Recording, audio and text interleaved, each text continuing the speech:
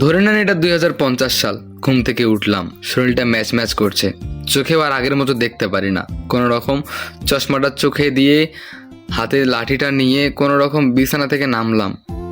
আস্তে আস্তে পায়ে হাঁটতে হাঁটতে চলে গেলাম নাতনির রুমে। নাতনিকে গিয়ে বললাম, কিরে ঘুম থেকে এখনো উঠিসনি? নাতনি বলল, কি হয়েছে দাদু, এত সকালে ঘুম থেকে ডাকতেছো? কিন্তু তখন বাজবে দুপুর 12টা।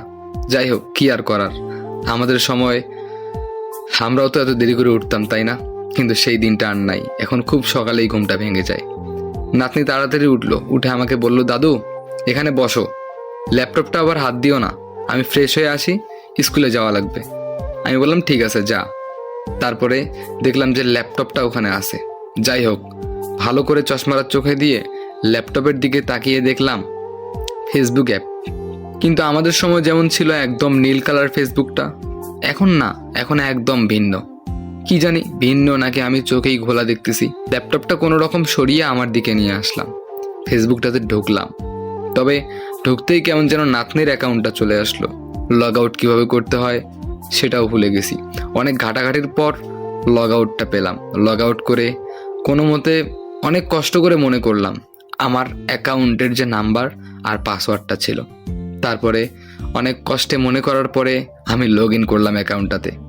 যখনই লগ ইন করলাম, লগ ইন করার সঙ্গে সঙ্গে দেখতে পেলাম ফ্রেন্ড রিকোয়েস্টের মধ্যে 99+, মেসেজের মধ্যেও 99+। যাই হোক, মেসেজের মধ্যে ঢুকলাম, দেখতে পেলাম নানান রঙের মানুষ, নানান মানুষ মেসেজ দিয়েছে, অচেনা চেনা। তবে অনেক ঘাটাঘাটি করলাম মেসেঞ্জার ঘাটাঘাটি করতে করতে হঠাৎ করে একটা SMS চোখের সামনে ভেসে উঠল। সেই SMSটা হলো আমার বন্ধুর। সেই 25 বছর আগে সেই মেসেজটা দিয়েছে। অনেক দিন থেকে যে ফোনটা হাতে নেই, তার লাস্ট SMS ছিল, বন্ধু শরীরটা খুব খারাপ রে, ভালো থাকিস। সেই বন্ধুটা মারা গেল, আজ 3 বছর হয়ে গেল।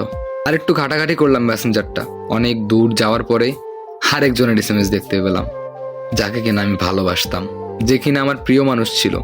তার লাস্ট SMS ছিল, ভালো থেকো, আমার থেকেও ভালো কাউকে পাবে। SMSটা দেখে চোখ দিয়ে পানি পড়লো, কিচ্ছু করার নেই। তারপর তার অ্যাকাউন্টে ঢুকলাম। অ্যাকাউন্টে ঢুকে একদম শেষের দিকে দেখলাম তার পিক, তার বিয়ের পিক, তার হাজবেন্ডের সঙ্গে তার পিক। কত সুন্দর